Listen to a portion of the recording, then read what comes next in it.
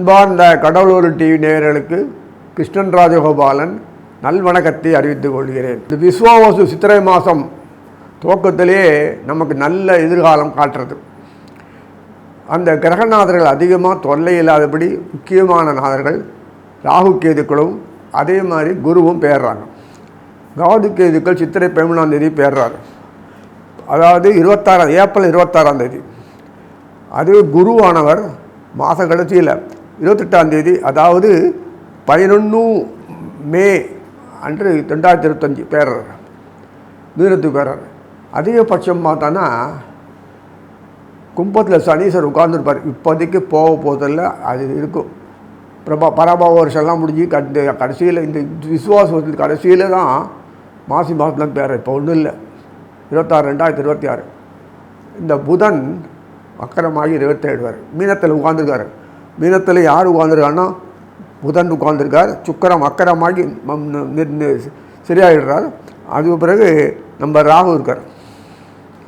ஏன் சொல்லப்படுறது நம்ம ராகு ஏன் சொல்கிறேன், வாழவும் விடாது, வாழக்கூடாது. இது மாதிரி ஒரு என்ன பண்ண துஷ்டர்களாச்சே, அதனால் சொல்ல வேண்டியிருக்கு. அது முக்கியமாக இந்த சுக்கராச்சாரியார் இருக்கார், புதன் இருக்கார். இந்த 2 பேரும் தான் அந்த பாம்புகளுக்கு ஒத்து போகிறவங்க. அவங்க சொல்கிறபடி தான் அந்த பாம்பு கேட்கும். ராகுவோ கேதுவோ அவரை கண்ணை காட்டி விட்டுட்டு ஏற்று விட வேண்டியது, அப்புறம் அடக்க வேண்டியது. இதுதான் வேலை. இப்போ என்ன வேடிக்கைன்னா, சந்திரன் துவக்கத்திலே துலாத்தில் நின்று சுவாதியில் நிற்கிறார். சுவாதி ராகுவோடு பாருங்கள், வேடிக்கை சுத்த பாம்பு. அதே மாதிரி இந்த அமைப்பில் பார்க்கும்போது கும்பத்தில் போய் இறங்கின உடனேயே இந்த ராகுக்கு எது ரிவர்ஸ் தான் இறங்குவாங்க. போகாத ஊருக்கு சனீஸ்வரர்லாம் பிடிச்சிட்டுருவாங்க. இதுக்கே சனீஸ்வரர்கள் தெரியும் நமக்கு எப்படின்னு. ராகு பேர் வந்த உடனே என்ன பண்ணுறதுன்னு தெரியாமல் முடிச்சுட்டு இருப்பார். கர்மங்களை நகரணுமே, வெறும் கர்மன்னு பூமியில் போகிறனா போதுமா, இருந்து வாழ்ந்து அனுபவிச்சுட்டு எல்லாரும் சுகமாக இருந்து அவனோட எல்லா விஷயம் டீம் ஒர்க்காக பண்ணி அவன் அனுபவிச்சுன்னு போய் நல்லது போய் சேரணும். அதுதான் வச்சுருக்கு. தவிர இயல்பு வாழ்க்கையிலேருந்து பாழாக்கி போய் நாசமாக போகிறதுக்கு எப்படியெல்லாமா வாழணும், இப்படி தான் வாழக்கூடாதுன்னு சொல்கிற அளவுக்கு இந்த பாம்பு வேறு வந்து உட்காந்து விட்டுதுன்னா அவர் என்ன பண்ணுவார்? இன்று போய் நாளை வாக்கேஸ் தான். இந்த பிள்ளையார சனீஸ்வர் பிடிக்கும்போது இன்று போய் நாளை வாக்கேஸ் அது மாதிரியே சுச்சுவேஷன் ஆக்கிடுவார். இப்போ என்ன பண்ணலாம்? நல்ல காலம். குரு வந்து இதில் உட்காந்துருக்கார், ரிஷபத்தில் உட்கார்ந்த குருவும் மீனத்தில் உட்கார்ந்த சுக்கரனும் ராசி பருவத்தையும் பண்ணிக்கிறாங்க. ரொம்ப ரொம்ப பிரமாதமாக இருக்கும், கவலையே இல்லை. கீழே இறங்கின உடனே சூரியன் சித்திரை மாதம்னால மேசத்தில் இருப்பார், தனியாக உட்காந்துருக்காரு. இந்த பாம்பு வரை இறங்கிடுச்சுன்னா பார்க்குமே, சனீஸ்வரன் பார்க்குறாரு, என்ன பண்ணுறது தெரியல, அவன் வேறுன்றார். அதே மாதிரி ராகு கேது ராகுக்கு கீழே இறங்கின உடனே சனியோடு சேர்ந்துட்டு சூரியனை பார்க்குற உடனே என்ன பண்ணுற, புதன் விறுவிறுன்னு மேஷத்துக்கு போய்டுறாரு. மேஷத்துக்கு போய் இன்ஸ்ட்ரக்ஷன் கொடுத்துருக்காரு. பார்த்தியா, நான் மெனக்கிட்டு சொன்னேன், கண்ணை வச்சு பார்க்காதன்னு, கேட்க மாட்டேன்றீங்க சொல்லிட்டு ஒரு அறுக்கிறார். அந்த செவ்வாய் கடகத்தில் உட்கார்ந்துட்டு நேரே 8ஆம் பார்வையை பார்க்குறாரு. செவ்வாய் பலம் நீச்சமாக இருந்தாலும் நீச்சபங்கம் ஆகிடுறது. சனீஸ்வரனையும் பார்க்குறார். இந்த ராகு பெயர்ந்த உடனே அவரையும் பார்க்குறார். சனீஸ்வரனை பார்த்தாலும் பரவாயில்ல, இந்த மூமெண்ட் இருக்கும். இந்த ராகு பார்த்த உடனே செவ்வாய் தன்னுடைய இதெல்லாம் விட்டுட்டு அவருக்கு வாங்க அப்படின்னு அவருக்கு சர்வீஸ் பண்ண போயிடுறார். இதெல்லாம் ஒரு நல்லது கெட்டதுன்னு இல்லாமல் ஒரு குழப்பமான சூழ்நிலை உண்டாக்கி நிறைய வந்தாலும் எதுக்காக நமக்கு செலவழிக்கணும், என்ன பண்ணணும்னு தெரியாமல் காலம் நகர்ந்து போகும். Purpose of living in the world அப்படின்னு இருக்கும்போது நம்மளது பொறுத்து தர்மசாஸ்திரத்தை பிறகு நடந்தே ஆகணும், பாரம்பரியத்தில் பண்ண ஆகணும். அதுவும் நன்னா இருக்கும். ஆனாலும் மனசில் ஏதாவது குழப்பம் இருந்துகிட்டே இருக்கும். இதுதான் புது வருஷத்தினுடைய அமைப்பு. இனி ஒவ்வொரு ராசியாக பார்க்கலாம். அன்பார்ந்த மிதுன ராசி நேயர்களே, சித்திரை மாதம் விஸ்வாவசு வருஷம் எப்படி இருக்கும் பார்த்தான்னா, நமக்கு உண்மையிலேயே கரை சேர்ந்துட்டோம். ஆழந்தெரியா கடலை மூழ்கின்னு போய் யாராவது காப்பாற்றி சேர்க்குற அளவுக்கு வந்து கரைக்கு வந்த மாதிரி ஒரு பெரிய லைஃப் டேர்னிங் பாயிண்ட். எவ்ரிபடி எல்லாருக்கும் வாழ்க்கையில் சும்மா இப்படியே ஓட்டிட்டு குடிசலில் ஓட்டிட்டு யோகா கற்பனை பண்ணிட்டு என்னத்தையோ பேசிட்டு எதிர்பார்ப்புகளை அப்படியே வாழ்ந்து அப்படியே மடிஞ்சு போயிடுறோம் வியாதியிலேயே. ஒன்று மன உளைச்சல், இல்லைன்னா உடம்பு ஏதோ வாழ்ந்து நேரத்தை சாப்பிட முடியாமல் சாப்பிட்றது நிறைய ஏதோ பேருக்கு சாப்பிட்ற அளவுக்கு இருக்கும், எதிர்பார்க்காம சாப்பிட முடியாது. ஒரு வைஃபில் இப்படியே போனான்னா இவ்வளோ தான் இன்கம், அதுக்கு வழி என்ன? இப்படிலாம் வாழ்க்கையில் வாழ்ந்துட்டு இருக்கும்போது திடீர்னு கோடி சொன்னால் எப்படி அப்படின்னு கேட்பாங்க. காலகட்டத்தில் வரணும் இல்லை, அதான் வரப்போகுது. அப்படியே கொடுத்துட்டாலும் நீங்கள் வச்சுக்க தெரியுமா உங்களுக்கு? அது எனக்கு கேட்க முடியாது, பாழாக்கிடுவாங்க. சித்திரை மாதத்தை பொறுத்த வரைக்கும் உங்களுக்கு கோடீஸ்வர யோகம் கண்டிப்பாக எல்லாருக்குமே உண்டு.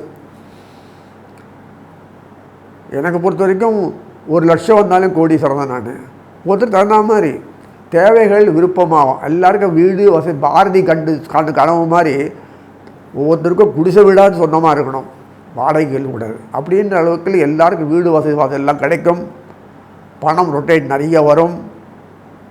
அது கடனோ அல்லது பணமாகவோ சொந்தமாகவோ எப்படி வேணா இருக்கலாம். வியாபாரத்துலேயும் வரலாம், வேலை செய்கிற இடத்துலையும் வரலாம், இப்படியானா வரலாம். சொத்துக்கள் யார் வீட்டு வேணும் வரலாம், எப்படின்னா இருக்கலாம். அதாக ஜாயின்ட் வெஞ்சர் கூட்டு சேர்ந்து வியாபாரம் பண்ணிட்டு வரலாம். இப்போ தான் நிறைய இருக்குது பணம், இன்வெஸ்ட்மெண்ட் ரிட்டர்ன், ஷேர் சர்க்கிட்லாம் இருக்குல்ல, மாறுறதுக்கு நல்லமாக இருக்குல்ல. அதனால் இது மூலம் நிறைய பணம் வரும். அதுக்காக லாட்ரி டிக்கெட்டில் வரும்னு சொல்லாதீங்க, பணம் நிறைய வரும், திருப்பார்கள் படிவும். அதே சமயத்தில் மிதுனராசியினுடைய நேரில் பார்த்தா கலத்தரமே குரு தாங்க. இன்னொன்று உபயராசி மறந்துடாதீங்க. உங்களுக்கு இந்த பார்டர் ஏரியா மாதிரி தப்பிச்சின்னு போயிடலாம். ரிஸ்க் அண்ட் சர்டன்டிஸு அழகாக டீல் பண்ண முடியும், நிலைமைக்கு ஏற்ற மாதிரி அந்த மாதிரி வச்சுருக்காங்க. ஆனால் பிஸ்னஸ் பீப்புள் தான் அந்த மெயினாக அந்த மிதுனத்துக்கும் கண்ணியில் இருப்பாங்க. பக்கத்துலேயே யாராவது சூரியன் சந்திரன் வீடு பக்கத்துலேயே இருக்குது பார்த்தீங்களா. அதனால் ஈஸியாக எல்லா காரையும் டேக்கிள் பண்ணலாம். இந்த வேலைக்காரங்களை எப்படி வச்சுக்கணும் வச்சுருப்பீங்க. கரெக்டாக சனீஸ்வரனையும் பாருங்கள், செவ்வாயும் பாருங்கள், தன் கண்ட்ரோலில் வச்சுருப்பாங்க எப்படின்னு. அந்த மாதிரி ஒரு பிஸ்னஸ் ஆங்கிள்லேயே எப்போதுமே வாழ்க்கையே பார்த்துட்டு இருப்பாங்க. அவங்க பணம் மல்டி இருக்குது, ஆனால் தெரியாது. பணத்தை நிறைய சம்பாதிக்க தெரியும் தவிர இப்படியே வச்சுட்டு இருப்பாங்க தவிர எப்படி அது பண்ணணும்னு சமாளிக்கணும் கொள்ளணுன்றது குறுக்கு புத்தி நிறைய வரும். இதெல்லாம் இயற்கையாக பிஸ்னஸ் மேனுக்கு வரும். வந்தால் தான் வியாபாரி. அவன் அப்படியே அசால்ட்டாக இருந்துட்டான்னு இருக்கிற வியாபாரம் போயிடும். குடும்பத்திலேயே அப்படியே பார்ப்பாங்க அவன். அதனால் 2 குடும்பம்பாங்க, பார்த்துருக்கீங்களா? 2 குடும்பம் 2 பொண்டாட்டின்னு அர்த்தம் இல்லை. குடும்பத்தில் எப்படி பார்க்கணும் பார்ப்பான், வெளியில் பார்ப்பான். ஆக மாத்திரம் இப்படி தானே ஒரு ஃப்ரீடம் இல்லாமல் ஒரு லைஃப் அது. ஆக சப்தமாதிபதி குருவானவர் விரயஸ்தானத்தில் உட்கார்ந்துட்டு அப்புறம் ஜென்மத்துக்கு வர போகிறாரு. எவ்வளோ யோகம் பாருங்கள். விரயஸ்தானத்தில் உட்கார்ந்துட்டு 10ஆம் வீட்டு அதிகாரி குருவாக அங்கே அந்த சுக்கராச்சாரியார் பூர்வ புண்ணியாதிபதி.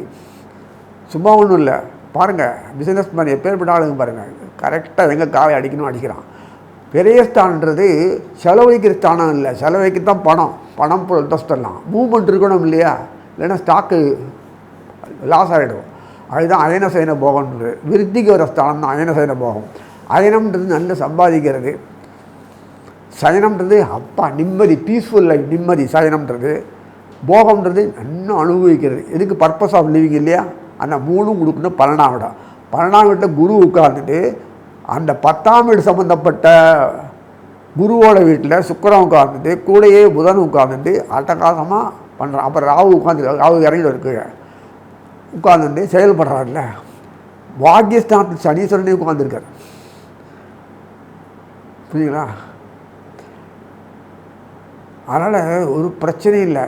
மேஷத்தில் சூரியன் சரியாக பார்க்குறார். வீரியஸ்தானாதிபதி சூரியன் வாழ்க்கையில் சூரியன் 3ஆம் வீடு அதிகாரியாக இருந்தாலும் 3ஆம் வீட்டில் சூரியன் இருந்தாலும் அவனுக்கு உயர போகிறதுக்கு உயரன்னா வாழ்க்கையில் முன்னேறதுன்னு அர்த்தம். உயர போகிறதுக்கு எந்த தடையும் இருக்காது அப்படின்னா அர்த்தம். தடைகள் விலகி போயிடும், தானாக போயிடும். அந்த அளவுக்கு ஒரு அமைப்பு 3ஆம் வீடு அதிகாரியார் சூரியன் இருந்தனா.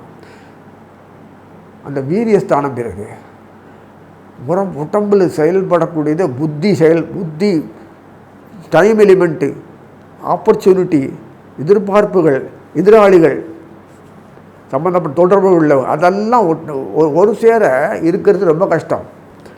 நம்ம பகவான் 5 பேர் மொத்தம். அது கீதையிலே வருது, நான் சொல்லணும் அவசியம் இல்லை. இத்தனை பேரும் ஒரே சமயத்தில் பயம் வச்சுட்டு செயல்படுறதுன்னா சூரியன் 3ஆம் வீட்டில் இருக்கணும். லக்னத்துக்கு ராசிக்கு எது வேணாலும் சப்தம். ஏன்னா அந்த மாதிரி 3ஆம் வீடு இருக்கிறதுனால அதே கன்னிக்கு பாரு 3ஆம் செவ்வாய் வச்சுருக்காரு பாரு.